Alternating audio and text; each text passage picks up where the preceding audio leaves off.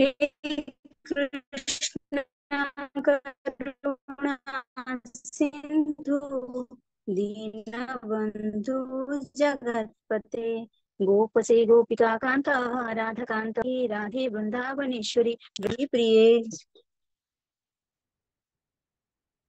हरे कृष्ण कृष्ण कृष्ण हरे हरे हरे राम राम राम हरे हरे।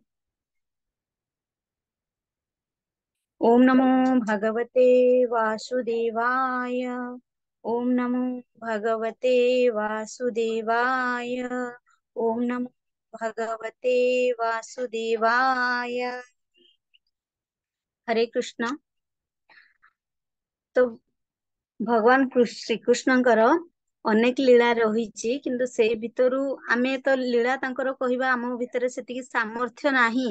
କିନ୍ତୁ ପ୍ରଭୁଜୀଙ୍କ କହିବା ଅନୁସାରେ ମତେ ଗୋଟେ ଟପିକ ମିଳିଥିଲା, ଯୋଉଟା କି ନଳକୁବେର ଆଉ ମଣିଗ୍ରୀବ ବା ମଣିଭଦ୍ରାଙ୍କର। ତ ସେଥିରେ ମତେ ସେଇଟା କହିବାକୁ ମିଳିଛି। ତ ଜନ୍ମାଷ୍ଟମୀ ଉପଲକ୍ଷେ ଆମର ଯୋଉ ଏବେ ସେସନ ଚାଲିଛି, ତ ଆଜିର ସେସନରେ ମୁଁ ନଳକୁବେର ଆଉ ମଣିଗ୍ରୀବର ମୁକ୍ତି ବିଷୟରେ କହିବି। ତ କଥା ହଉଛି ଯେ ଯେତେବେଳେ ନଳକୁବେର ଆଉ ମଣିଗ୍ରୀବ ସିଏ ହଉଛନ୍ତି ଆମର ଯିଏ ଅଛନ୍ତି ସ୍वर्ଗରେ ଦେବତା ମାନଙ୍କର କୁବେର ମହାରାଜଙ୍କର ଦି ପୁତ୍ର ଥିଲେ। ତ ଦି ପୁତ୍ର ଥିଲେ, ତ ତାଙ୍କର କଣ ହେଲା କି ତାଙ୍କର ସେ ମାନେ ତାଙ୍କର ଧନ ସମ୍ପତ୍ତି ଅଧିକ। ଯେମିତି କୁହନ୍ତି ମଣିଷର ଅଧିକ ଧନ ଯେତେବେଳେ ପଳେଇ ଆସେ, ସେତେବେଳେ ମଣିଷର ଗୋଟେ ଗର୍ବ ଆସିଯାଏ ଯେ ମୁଁ ହିଁ ସର୍ବେ ସର୍ବା, ମୋ ଉପରେ ଆଉ କେହି ନାହାନ୍ତି। ତ ସେମିତି କିଛି ମନୋଭାବନା ନେଇଛି। ତ ତାଙ୍କ ଜୀବନୀ ଉପରେ ଏଇଟା ଆମର ଲୀଳା, ଯୋଉଥିରେ ଭଗବାନ କେମିତି ତାଙ୍କୁ ଉଦ୍ଧାର କରିଛନ୍ତି, ତ ସେ ବିଷୟରେ ଆମେ ଜାଣିବା। ତ ଦେବର୍ଷି ନାରଦ ଥରେ ଏମିତି କଣ ହେଇଛି, ସେ ଯାଉଛନ୍ତି। ତ ହେଲା ନଳକୁବେର ଓ ମଣିଗ୍ରୀବ ସେ ହଉଛନ୍ତି କୁବେରଜୀଙ୍କର ଦି ପୁତ୍ର ଥିଲେ। ତ କୁବେରଜୀ ହଉଛନ୍ତି ଅମାପ ଧନ ସମ୍ପତ୍ତିର ମାଲିକ, ଯେ ପୁରା ଦେବଲୋକଙ୍କୁ ଚଳଉଛନ୍ତି। ତ ଯେହେତୁ ସେ କୁବେର ମହାରାଜଙ୍କର ପୁଅ ଦି ଜଣ ଥିଲେ, ତ ତାଙ୍କ ଭିତରେ ଆତ୍ମଗର୍ବ ବହୁତ ହେଇଯାଇଥିଲା, ଅହଙ୍କାର ଭାବ ବହୁତ ହେଇଯାଇଥିଲା। ତେଣୁକରି ସେ ଧନ ସମ୍ପତ୍ତି ଲୋଭରେ ସିଏ ମଣିଷ ମାନେ କାହାକୁ ମାନିବାକୁ ଭୁଲି ଯାଇଥିଲେ। ନାରୀ ସଙ୍ଗ କରିବା ଆରମ୍ଭ କରିଦେଇଥିଲେ। ତ ଦିନେ କଣ ହେଇଛି ନା, ଯେତେବେଳେ ଆମର ହେଲା କପିଳାସ, ଆମର ଯେତେବେଳେ ମହାଦେବ ଯୋଉ ମନ୍ଦାକିନୀ ନଦୀ କୂଳରେ ହେଲା କଣ ହେଲା, ତାଙ୍କର ଗୋଟେ ବହୁଥିରେ କି ନଳକୁବେର ଆଉ ମଣିଗ୍ରୀବ ସେ ବିହାର କରୁଥିଲେ। ତ ସିଏ କଣ ହେଲା, ପୁରା ମଦସକ୍ତ ହେଇକି ମାନେ ମଦ୍ୟପାନ କରୁଥିଲେ। ମଦ୍ୟପାନରେ ଏତେ ନିଝୁମ ହୋଇଯାଇଥିଲେ ଯେ ସେ ନିଶାରେ ଆସିକି ଦି ଜଣ ନାରୀଙ୍କ ସହିତ ଭୋଗ ମୈଥୁନ କରୁଥିଲେ। ଯୋଉ ସମୟରେ କି ତାଙ୍କୁ ଲାଗିଲା ସେ ପୁରା ପାଗଳ ହେଇଯାଇଥିଲେ। ତ ସେ ଭୋଗ ମୈଥୁନ କରିବା ସମୟରେ ଦେବର୍ଷି ନାରଦ ସେଇ ବାଟରେ ଗଲେ। ନାରଦ ସେଇ ବାଟରେ ଯିବା ସମୟରେ ତାଙ୍କୁ ଲାଗିଲା ଯେ ଦେବର୍ଷି ନାରଦ ହଉଛନ୍ତି ଭଗବାନ ନାରାୟଣଙ୍କର ପରମ ଭକ୍ତ। ତେଣୁ ତାଙ୍କୁ ଅପମାନିତ ଲାଗିଲା ଯେ ସିଏ ମତେ ସମ୍ମାନ ଦେଲେ ନାହିଁ। ତ ତାଙ୍କୁ ଗୋଟିଏ ଭଲ ଆଶିଷ, ମାନେ ତାଙ୍କୁ ମୁକ୍ତି ଦେବା ପାଇଁ, ତାଙ୍କର ଏଇ ଅହଙ୍କାର ଭାବ ଭାଙ୍ଗିବା ପାଇଁ ଦେବର୍ଷି ନାରଦ କଣ କଲେ ନା, ତାଙ୍କୁ ଅପମାନ ଲାଗିଲା ଭାବି, କିନ୍ତୁ ତାଙ୍କ ଉପରେ ସେ କୃପା କଲେ କଣ, ସେ ତାଙ୍କୁ ଏତେ ସେମାନେ ନିଶାସକ୍ତ ହେଇଯାଇଥିଲେ ଯେ ଦେବର୍ଷି ନାରଦ ସେଠି ପହଞ୍ଚିଲା ପରେ ମଧ୍ୟ ସେ ତାଙ୍କୁ ଉଠି ତାଙ୍କୁ ସମ୍ମାନ ଜଣାଇ ନଥିଲେ। ଯୋଉ ଅବସ୍ଥାରେ ଥିଲେ ସେଇ ଅବସ୍ଥାରେ ହିଁ ପଡି ରହିଲେ। ତେଣୁକରି ଦେବର୍ଷି ନାରଦ କଣ କଲେ ନା, ଦେବଲୋକ ଗଣନା ଅନୁଯାୟୀ ହେଲା ସେମାନେ 100 ବର୍ଷ ପାଇଁ ଦୁଇଟି ବୃକ୍ଷର ଶରୀର ଗ୍ରହଣ କରିବେ। ତେଣୁକରି ତାଙ୍କୁ ଅଭିଶାପ, ମାନେ କୃପା ଅନୁସାରେ ଅଭିଶାପ ମିଳିଥିଲା। ଯେ ତାଙ୍କୁ ଅଭିଶାପ ଏଇଥିପାଇଁ ମିଳିଥିଲା କି ସିଏ ତାଙ୍କୁ 100 ବର୍ଷ ପାଇଁ ଅର୍ଜୁନ ବୃକ୍ଷ ନାମରେ ଦୁଇଟି ଜନ୍ମ ଗ୍ରହଣ କରିବେ। ସେ ବି ହେଲା ନନ୍ଦ ମହାରାଜାଙ୍କର ଅଗଣାରେ। ତେଣୁକରି ଯୋଉଟା କି କେତେବେଳେ ତାଙ୍କର ମୁକ୍ତି ହବ, ଯେତେବେଳେ ସ୍ଵୟଂ ଭଗବାନ କୃଷ୍ଣ ଆସିବେ ଆଉ ତାଙ୍କ ହାତରୁ ହିଁ ମୁକ୍ତି ମିଳିବ।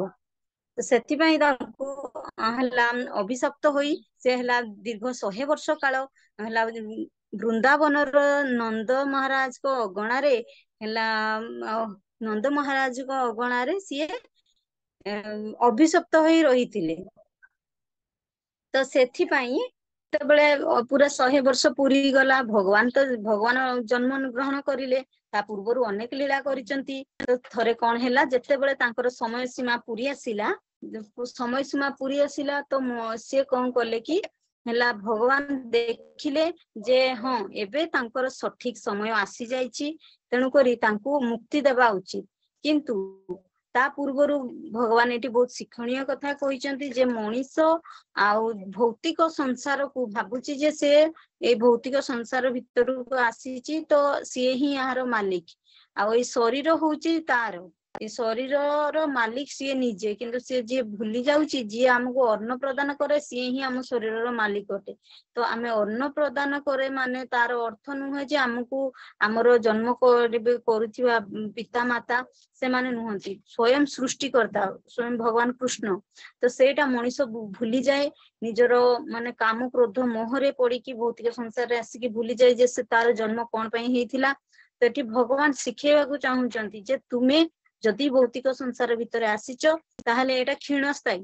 ତମେ ଏହାକୁ ଭାବ ନାହିଁ ଯେ ତୁମେ ଏହାର ମାଲିକ ବୋଲି। ତେଣୁକରି ଭଗବାନ ପ୍ରତ୍ୟେକ ଲୀଳାରେ ଆମକୁ ଏହା ଶିଖେଇବାକୁ ଚେଷ୍ଟା କରୁଛନ୍ତି ଯେ ତୁମେ ଆସିଛ ଏ ପୃଥିବୀ ପୃଷ୍ଠକୁ, ତମର ନିଜସ୍ୱ ମଣିଷ ଶରୀର ପାଇଛ ଏଥିପାଇଁ କି ତମେ ଭଗବାନଙ୍କର ନାମ ଜପ କରିପାରିବ। କାରଣ 84 ଲକ୍ଷ ୟୋନି ମଧ୍ୟରୁ ଆମେ ମଣିଷ ଶରୀର ଏଇଥିପାଇଁ ପାଇଛୁ, ଆମେ ମୁହଁ ଆଉ ଆମର ଶରୀରର ପ୍ରତ୍ୟେକ ଅଙ୍ଗ ପ୍ରତ୍ୟଙ୍ଗ ସାହାଯ୍ୟରେ ଆମେ ଭଗବାନଙ୍କର ନାମ ଜପ କୀର୍ତ୍ତନ କରିପାରିବା। ତେଣୁକରି ଅନ୍ୟ କୌଣସି ୟୋନିରେ ଏଇ ସବୁ ଅସମ୍ଭବ, ସମ୍ଭବ ନୁହେଁ ଏହା। ତେଣୁକରି ଭଗବାନ ଶରୀର ଆମକୁ ଏଇଥିପାଇଁ ଦେଇଛନ୍ତି। କିନ୍ତୁ ମଣିଷ ଏତେ ମାୟାରେ ମୋହିତ ହେଇଯାଉଛି, ଏତେ ମାୟା ଜାଲରେ ଫସି ଯାଉଛି ଯେ ସେ ଜାଣିପାରୁନି ଆକ୍ଚୁଆଲି ଉଚିତ କଣ। ସେ ଜାଣିପାରୁଛି ଆକ୍ଚୁଆଲି ଆମର ଜନ୍ମ କଣ, କିନ୍ତୁ ଯୋଉଟା କ୍ଷୀଣସ୍ଥାୟୀ ତା ପାଇଁ ସେ ପରମାନେଣ୍ଟଲି ଭାବୁଛି, ଆଉ ଯାହା ମାନେ ଟେମ୍ପୋରାରୀ ତା ପାଇଁ ମାନେ ସେ ମାନେ ଭାବୁଛି ଯେ ଏଇଟା ହିଁ ମୋ ପାଇଁ ସବୁଦିନ ଠିକ। କିନ୍ତୁ ସେଇଟା ବୁଝିବା ଭୁଲ। ଯୋଉଟା ଆମର ଆକ୍ଚୁଆଲି ଆମର ସଦ୍ଗତି ହବ ସେଇଟା ହିଁ ଆମେ ଭୁଲି ଯାଉଛୁ। ଯୋଉଟା ଟେମ୍ପୋରାରୀ ଆମେ ତାକୁ ପୁରା ଜାବୁଡି ଧରୁଛୁ ଯେ ନା ଏଇଟା ହିଁ ଆମ ପାଇଁ ସବୁଦିନ ପାଇଁ ରହିବ, ଇଏ ହିଁ ଆମକୁ ବହୁତ ପାର ଉଦ୍ଧାର କରିବ। ତ ସେଇଟା ଆମର ଭୁଲ ଧାରଣା। ସେଥିପାଇଁ ଭଗବାନ ଏଠି ସବୁ କ୍ଷେତ୍ରରେ ସବୁ ଲୀଳାରେ ବୁଝେଇଛନ୍ତି। ତ ଏଠି କହିଲା, ତ ଏହାପରେ କଣ ହେଇଛି ନା, ଦେବର୍ଷି ନାରଦ ତାଙ୍କର ଆଶ୍ରମକୁ, ଦେବର୍ଷି ନାରଦ ତାଙ୍କୁ ଅଭିଶାପ ଦେଲେ। ଅଭିଶାପ ଦେଇ ସାରିଲା ପରେ ସେ ତାଙ୍କ ନାରାୟଣ ଆଶ୍ରମକୁ ଫେରିଗଲେ। ତ ଦେବତା 2 ଜଣ ନଳକୁବେର ଆଉ ମଣିଗ୍ରୀବ, ଜମା ଅର୍ଜୁନ ଜାଆଁଳା ଅର୍ଜୁନ ଗଛରେ ପରିଣତ ହେଇଗଲେ। ତ ଏଇ ଦେବତା ନାମଙ୍କର ଅହେତୁକ କୃପା ଲାଭ କରି ନନ୍ଦଙ୍କ ଗଣାରେ ରହିଲେ। ତ ଦିନେ କଣ ହେଇଛି, ଭଗବାନ ବହୁତ ଦୁଷ୍ଟ ହୁଅନ୍ତି। ତ ତାଙ୍କର ଏମିତି ପ୍ରତ୍ୟେକ ଦୁଷ୍ଟରେ, ପ୍ରତ୍ୟେକ ଚଗଲାମିରେ ତାଙ୍କର କିଛି କାହାର ଉଦ୍ଧାର ଯୋଗୁ ହେଲା ହିଁ ସିଏ ଲୀଳା ରଚନା କରିଥାନ୍ତି। ତ ଏମିତି ଏତେ ଦୁଷ୍ଟ ହେଲେ ଯେ ଦାମୋଦର ଲୀଳାରେ ଆମେ ଏଇଟା ମଧ୍ୟ ପାଇପାରିବା। ତ ଏତେ ବଦମାସି ହେଲେ ଯେ ମାତା ରାଗିକି ତାଙ୍କୁ କଣ କଲେ ନା, ଉଦୁଖଳାରେ ବୋଲି ସେଠି ତାଙ୍କୁ ବାନ୍ଧିଦେଲେ। ଯେତେବେଳେ ଉଦୁଖଳାରେ ତାଙ୍କୁ ବାନ୍ଧି ଦେଇଛନ୍ତି, ଯେତେ ବାନ୍ଧିବାକୁ ଚେଷ୍ଟା କଲେ ବି ତାଙ୍କର 2 ଆଙ୍ଗୁଳି ସବୁବେଳେ ମାନେ ସଟ୍ ମାରୁଥିଲା। ସେଟା ଭଗବାନ, ସେଟା ମା ବୁଝି ପାରନ୍ତିନି ଯେ ସବୁବେଳେ କାହିଁକି ସେଇଟା ହେଲା ମାନେ କମ ପଡୁଛି। ତ ସେଇଟା ହଉଛି ଆମର ଭଗବାନଙ୍କ ପ୍ରତି ଭକ୍ତି ଆଉ ପ୍ରୟାସ। ସେଥିପାଇଁ ଆମର ସେଇଟା ଯେପର୍ଯ୍ୟନ୍ତ ଯୋଡି ହେଇନି, ଭଗବାନ ଆମକୁ ଯୋଡି ପାରିବେ ନାହିଁ। ସେଇ 2ଟା ପାଇଁ ସବୁବେଳେ ଆମକୁ ବାର୍ତ୍ତା ମିଳିଥିଲା। ଏଠି ସେ କଣ ହେଲା କି, ଭଗବାନ ବହୁତ ବଦମାସି ହେଲେ। ତ ତାଙ୍କୁ କଣ, ଭଗବାନଙ୍କୁ ବଦମାସିର ସାବାଡ କରିବା ପାଇଁ ଯଶୋଦା ମା ହଉଛନ୍ତି, ସିଏ ଜାଣିନଥିଲେ ଯେ ମୁଁ ଯାହାକୁ ଏତେ ଦଣ୍ଡ ଦଉଛି, ଯାହା ସିଏ ସ୍ଵୟଂ ଭଗବାନ। କିନ୍ତୁ ଯେହେତୁ ସିଏ ବାଲ୍ୟ କାଳରେ ଥିଲେ, ତାଙ୍କ ପ୍ରଥମ ଦୁଷ୍ଟାମିକୁ ମାତା ମାନେ ଶାସନ କରିବାକୁ ଯାଇକି ସେ କାମଟି କରିଥିଲେ। ତ ତାଙ୍କୁ ଉଦୁଖଳାରେ ବାନ୍ଧି ଦେଇଥିଲେ। ଉଦୁଖଳାରେ ବାନ୍ଧି ଦେଲେ।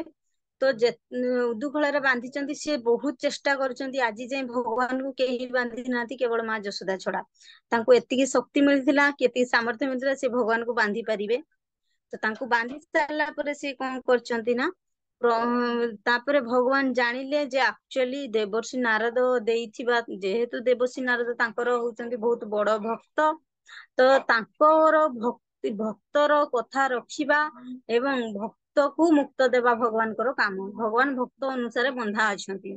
ତ ତାଙ୍କର ନାରଦ ମୁନିଙ୍କର କଥା ରଖିବା ଅନୁଯାୟୀ ସେଥିପାଇଁ ସେ ତାଙ୍କ ଅଗଣାରେ ଥିବା ଜାଆଁଳା ଅର୍ଜୁନ ଗଛ ମଧ୍ୟରେ ଥିବା ଯୋଉ ଫାଙ୍କ ଥିଲା, ତ ତାଙ୍କୁ କଣ କଲେ ନା, ସିଏ ପୁରା ଏତେ ଜୋରେ ବନ୍ଧା ହେଲା ପରେ ବି ସେ ଉଦୁଖଳା କେତେ ଭାରି ଛୋଟ ପିଲା, ତଥାପି ସେ ସେଥିରେ ମାନେ ଟାଣି ହେଇ ହେଇ ଯାଇ ସେ ଯୋଉ ଗଛ ଆମର ଦିଥିଲା ଗଛ ଫାଙ୍କରେ ଭଗବାନ ପଶିଗଲେ, ଆଉ ସେ ଛନ୍ଦି ହେଇଗଲେ। ତ ସେଠି ସେତେବେଳେ ଭଗବାନଙ୍କ ଲୀଳା କେହି ଦେଖି ପାରନ୍ତିନି, କିନ୍ତୁ ତାର ସବୁ ହେଇ ସାରିଲା ପରେ ଲୋକ ଜାଣିପାରନ୍ତି ଯେ ଏଇ ଜିନିଷ ଟା ଘଟିଥିଲା ବୋଲି। ତ ଯେତେବେଳେ ସିଏ ଲାଗି ଯାଇଛନ୍ତି, ତ ବହୁତ ପରିଶ୍ରମ କରିଛନ୍ତି, ବହୁତ ପରିଶ୍ରମ କରିବା ପରେ ସେ କଣ କଲେ ନା, ଗଛ ଦିଟି ବହୁତ ଜୋରରେ ଟାଣି ହେଲା ତ କୁହାଯାଏ ଗଛ ଦିଟି ଉପୁଡି ଗଲା। ଉପାଡି ଗଲା ଯେତେବେଳେ, ସେ ଗଛ ଦୁଇଟିରୁ ଦି ଦେବତା ବାହାରିଲେ। ଦି ଦେବତା ଯେତେବେଳେ ବାହାରିଛନ୍ତି, ସିଏ ବାହାରିକି ଦେଖିକି ଭଗବାନଙ୍କୁ ଖୁସି ହେଇଗଲେ। ଭଗବାନଙ୍କୁ ଖୁସି ହେଇଗଲେ, ଭଗବାନଙ୍କୁ କହିଲେ ପ୍ରଭୁ ଆପଣଙ୍କୁ କୋଟି କୋଟି ଧନ୍ୟବାଦ, କି ଆପଣଙ୍କ କୃପାରୁ ଆମେ ଏ ଅଭିଶପ୍ତ ଜୀବନରୁ ମୁକ୍ତି ପାଇଲୁ, ଏବଂ ଆପଣଙ୍କ କୃପା ହେତୁ ମୁଁ ଆପଣଙ୍କର ଦର୍ଶନ ମଧ୍ୟ ପାଇଲି, ଏବଂ ଆପଣ ଆମର ଆତ୍ମଗର୍ବ ଯୋଗୁ, ଆମର ଯୋଉ ଅହଙ୍କାର ଭାବ ଥିଲା, ଯୋଉଥିପାଇଁ କି ଆମେ ଅଭିଶପ୍ତ ଜୀବନ କାଟୁଥିଲୁ, ଯୋଉଥିପାଇଁ ଆପଣଙ୍କର ଅପେକ୍ଷା ଆମେ କରିଥିଲୁ, ସେଥିପାଇଁ ଆପଣ ଆସି ଆମକୁ ମୁକ୍ତି ଦେଇଥିଲେ। ସେଥିପାଇଁ ଆପଣଙ୍କୁ କୋଟି କୋଟି ଧନ୍ୟବାଦ, ଅନେକ ଧନ୍ୟବାଦ ଜ୍ଞାପନ କରିବା ସତ୍ତ୍ୱେ ଭଗବାନ କହିଲେ ଯେ ହଁ, ମୋର ପ୍ରତ୍ୟେକ ଜନ୍ମରେ ମୁଁ ପ୍ରତ୍ୟେକ ଲୀଳା କରିବି, କିନ୍ତୁ କୃଷ୍ଣଙ୍କର ଏଇ ଲୀଳା ଟା ଅନେକ ବେଶୀ ଥିଲା। ତ ସେଥିପାଇଁ ଭଗବାନ କହିଲେ କି ତମେ ବହୁତ ପୁଣ୍ୟ କରିଛ, ସେଥିପାଇଁ କି ଦେବର୍ଷି ନାରଦର ମଧ୍ୟ ଦର୍ଶନ କରିଲ, ଯୋଉଥିପାଇଁ ଯୋଉ ଅଭିଶପ୍ତ ତମେ ପାଇଲ, ଅଭିଶପ୍ତ ହେବା କିଛି ଅଭିଶପ୍ତ ଟା ତୁମର ପୁଣ୍ୟ ଆକାରରେ ପରିବର୍ତ୍ତନ ହେଇଗଲା, ସେଥିପାଇଁ ତୁମେ ମୋର ଦର୍ଶନ ପାଇଲ। ମଧ୍ୟ ଏଇ ଶିକ୍ଷା ପାଇବା ପାଇଁ ଭଗବାନ ପ୍ରତ୍ୟେକ ଭକ୍ତ କୁ ଶିକ୍ଷା ଦେବା ପାଇଁ ଆସନ୍ତି, ଏବଂ ଶିକ୍ଷା ପ୍ରତ୍ୟେକ ଲୀଳାରେ ଭଗବାନ ଭକ୍ତଙ୍କ ସହିତ ସମାଜକୁ ମଧ୍ୟ ଶିକ୍ଷା ଦିଅନ୍ତି, ଯେ ଆମେ କେମିତି ରହିବା ଉଚିତ, ଆମ ଜୀବନ ଶୈଳୀ, ଭଗବାନ ଆମକୁ କଣ ପାଇଁ ଜନ୍ମ ଦେଇଛନ୍ତି, କୋଉଥିପାଇଁ ଆମର ଜୀବନ ରହିଛି, ଏମିତି ଅନେକ କିଛି ଶିକ୍ଷା କରିବା ପାଇଁ ହିଁ ଭଗବାନ ଧରାପୃଷ୍ଠକୁ ଅବତରଣ କରିକି ଲୀଳା କରିଥାନ୍ତି। ତ ସେମିତି ଭାବରେ ଭଗବାନ କଣ କଲେ ନା, ନଳକୁବେର ମଣିଗ୍ରୀବଙ୍କର ମୁକ୍ତି ପ୍ରଦାନ କରିଥିଲେ।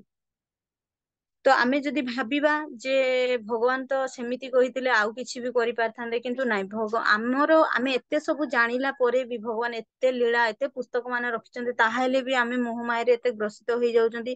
ଆମେ ଭାବୁଛନ୍ତି ଆମେ ସବୁଠୁ ଅଧିକ ଧନବାନ, ଅଧିକ ସୁନ୍ଦର, ଅଧିକ ଐଶ୍ୱର୍ଯ୍ୟବାନ, କିନ୍ତୁ ଆମେ ଭୁଲି ଯାଉଛୁ ଯିଏ ସୃଷ୍ଟିକର୍ତ୍ତା, ସିଏ ହିଁ ଏହାର ରଚନା। ସିଏ ଚାହିଁଲେ ତୁମ ପାଖରୁ ସବୁ କିଛି ଛଡେଇ ନେବେ, ଆଉ ତମ ପାଖକୁ ସବୁ କିଛି ଦେଇପାରିବେ, କିନ୍ତୁ ଆମେ ଭୁଲି ଯାଉ ଯେ ଭଗବାନ ଆରଙ୍କର ଅସ୍ତିତ୍ଵ କଣ ରହୁଛି, ଯୋଉଥିପାଇଁ କି ଆମେ ଦୁଃଖ ପାଉ। ସେଇ ଯେମିତି କିି ନଳକୁବେର ଆଉ ମଣିଗ୍ରୀବ, ତାଙ୍କ ପାଖରେ ଏତେ ଧନ ଆସିଥିଲା, ସେଇଟା ବି ଭଗବାନଙ୍କ କୃପାରୁ ଆସିଥିଲା, କିନ୍ତୁ ସିଏ ଏତେ ଆତ୍ମଗର୍ବ ହେଇଗଲେ, ଏତେ ଅହଙ୍କାର ଭାବ ହେଇଗଲେ, ମାନେ ମଦ୍ୟପାନ କଲେ, ନାରୀ ସଙ୍ଗ କଲେ, ସେଥିପାଇଁ ତାଙ୍କର ଏମିତି ନର୍କଗାମୀ ହେଲେ। ତ ତାଙ୍କୁ ଶିକ୍ଷା ଦେବା ପାଇଁ ଭଗବାନଙ୍କର ଏଇ ଲୀଳା ରଚନା କରିଥିଲେ।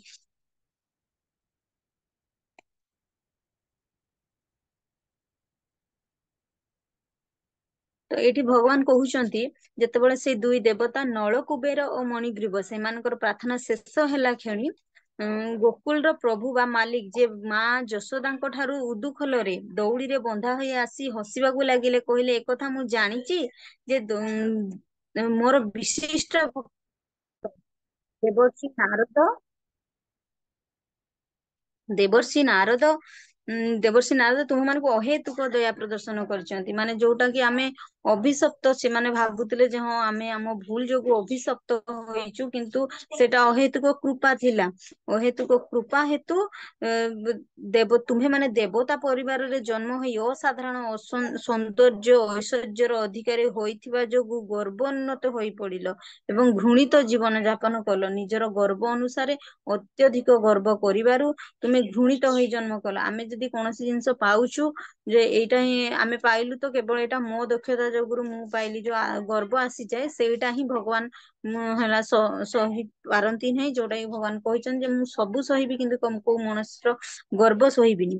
ତ ସେଇ ଅନୁସାରେ ସେମାନେ ନଳକୁବେର ମଣିଗ୍ରୀବ ଅଧିକରୁ ଅଧିକ ଗର୍ବ କରିବାରୁ, ତାଙ୍କ ଗର୍ବକୁ ଭାଙ୍ଗିବା ଏବଂ ତାଙ୍କୁ ସତ୍ ମାର୍ଗରେ ଆଣିବା ପାଇଁ ଭଗବାନ ଦେବର୍ଷି ନାରଦଙ୍କ ନାରଦଙ୍କ ମାନେ ତାଙ୍କ ଥ୍ରୋରେ ଭଗବାନ ତ ଯାହା ଭଗବାନ ଜାଣିଛନ୍ତି ଏଇ ଜିନିଷଟା ୟାପରେ ହବ ସିଏ ହିଁ ଜାଣିଛନ୍ତି, କିନ୍ତୁ ଗୋଟେ ମାଧ୍ୟମ ଥାଏ ଯୋଉଟା କି ଦେବର୍ଷି ନାରଦ ଥିଲେ।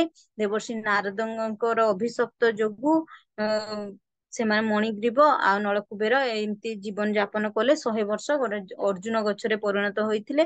ତ ସେଥିପାଇଁ ଭଗବାନଙ୍କର ଜନ୍ମ ଯୋଉଟା ହେଇଥିଲା ବୃନ୍ଦାବନରେ, ଅନେକ ଲୀଳା ଭିତରୁ ଅନେକ ଭଗବାନଙ୍କର ଅନେକ ରହିଛି, ତେଣୁକରି ସେଥିପାଇଁ ସେ ତାଙ୍କର ଶିକ୍ଷା ଲୋକଙ୍କୁ ସମାଜକୁ କେମିତି ଭଲ ବାଟକୁ ଆଣିବ ଭଗବାନଙ୍କର ସବୁବେଳେ ଚେଷ୍ଟା ଥିଲା, ଏବେ ମଧ୍ୟ ରହିଛି। କିନ୍ତୁ ଆମେ କିଛିଟା ଭୁଲ କରୁଛନ୍ତି ଆଉ ଜାଣି ପାରୁନାହାନ୍ତି, କିନ୍ତୁ ମୁହଁରେ ଏମିତି ପଡି ଯାଉଛନ୍ତି।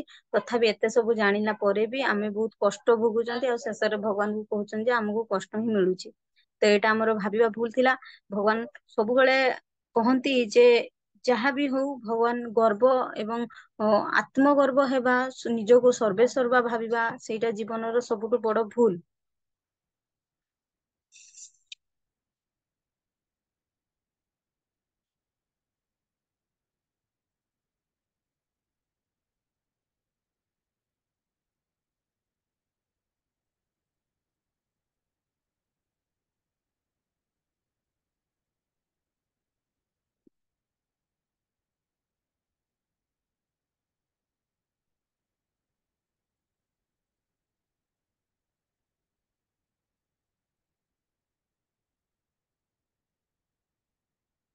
ପ୍ରଭୁ ଜି ସେତିକି।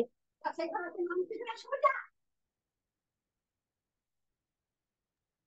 कृष्ण। हरे कृष्ण। म्यूट कर देता हूँ।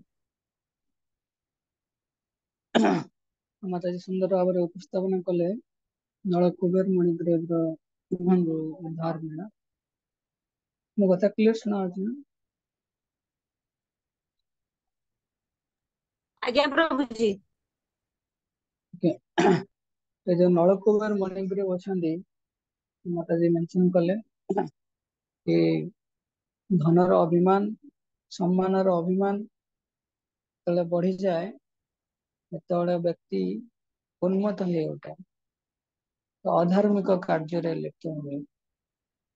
स्त्री संग करवा किंबा जे प्रकार अधर्म काम अच्छी से लिप्त हो जाए। आ मुख्य जिनस है केवे भी साधु लोक मान भी सम्मान प्रदर्शन कर माताजी कहू कहू गोटे भूल जिन कहदे नारद मुनि असम्मान अनुभव कले। नारद मुनि जेहेतु भगवान शुद्ध भक्त, तो कौन से सम्मान असम्मान फरक पड़े नहीं, किंतु से चाहूले कि नलकुबर मणिग्रीव को उद्धार करने, तेणु सतर्क हबार अच्छे आमको। किंतु मुख्य जिनस है ये जो अहंकार टा आमर हृदय केमती प्रवेश करे, यार स्वरूप टा केमती आम के नजर कर पारंत।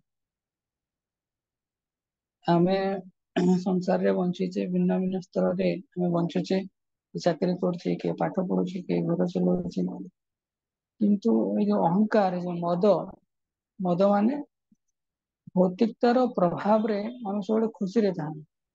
हमर जा इच्छा हमको मिल जाए, आम जोटा चाहती सेटा आम करि पारंती सब केस रे, तो आमे हमर अटेंशन टा भगवत उन्मुखी हुए नहीं। आम भौतिक जगत चक्र रे बांधी के रही, आम के सेंस कर पारंतनी कि नाई आमको आउ गोटे कौन करार अच्छी बोली, तो आसेनि केवे।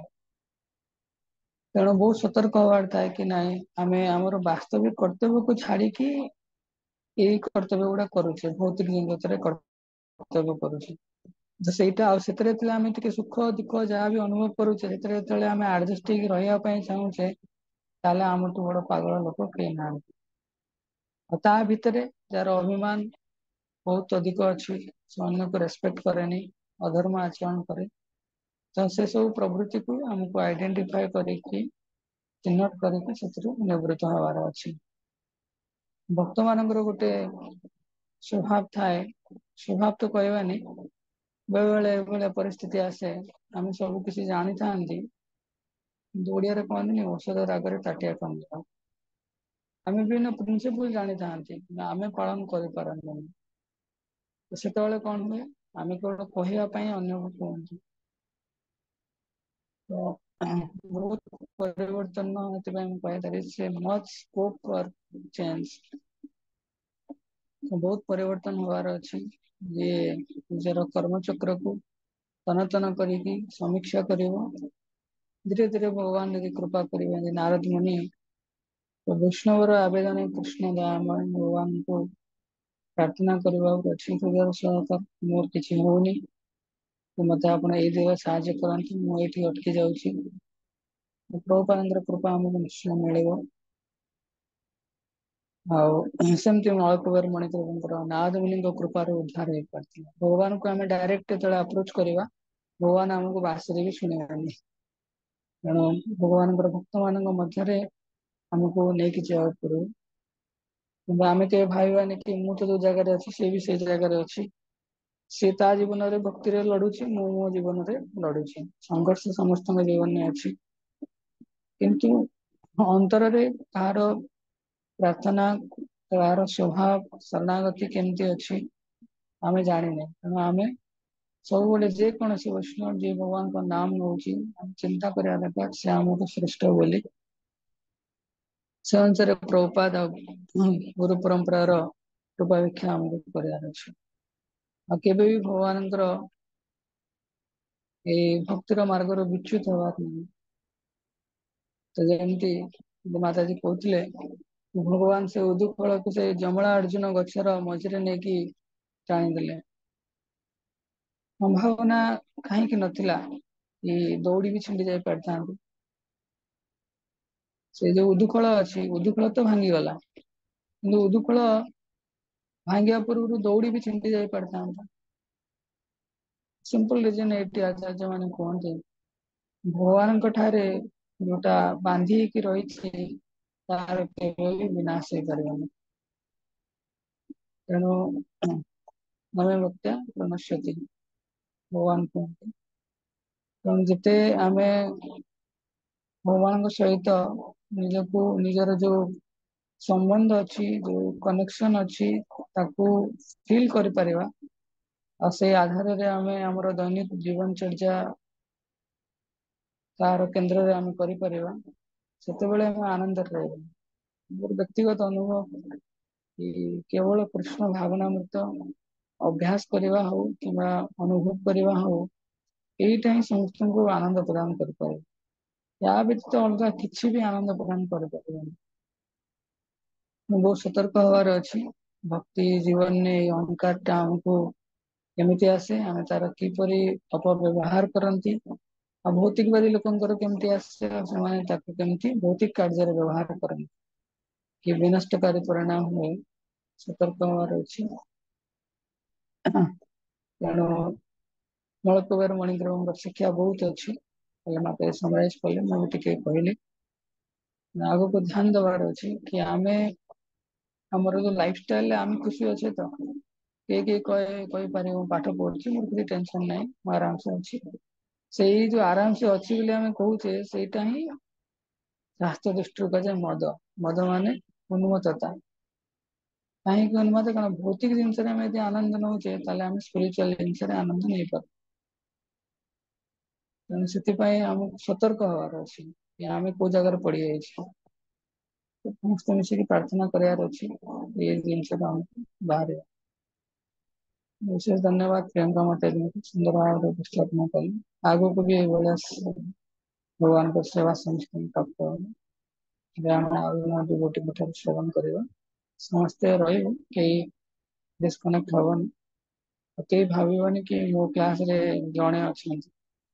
ଏଇଟା ମୁଁ ବି ଏକ୍ସପେକ୍ଟ କରେ, ମୋ କ୍ଲାସ ରେ ଜଣେ ହେଲେ ମୁଁ କ୍ଲାସ ଦେବି ବୋଲି। ସେଟା କେବେ ଭାବିବନି, ନିଜର ଭକ୍ତି ଟାକୁ ନିଜେ ଜଗିବାର ଅଛି। ଠିକ ଅଛି, ହରେ କୃଷ୍ଣ, ଶୁଭ ପ୍ରଭାତ, ଜୟ